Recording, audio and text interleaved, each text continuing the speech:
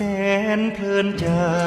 ได้มาถึงถิ่นป่าซางช่างงามสมตามคำอ้างป่าซางเหมือนเมืองสวร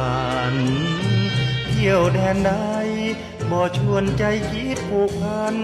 ใครเห็นเป็นบุญโดยมันป่าซางสุขสันต์ทั่วถิ่นดินดีถิ่นที่มีน้ำมีปลาสมบูรณ์ผุนผลธัญญาไรนาล้วนชวนทำกิน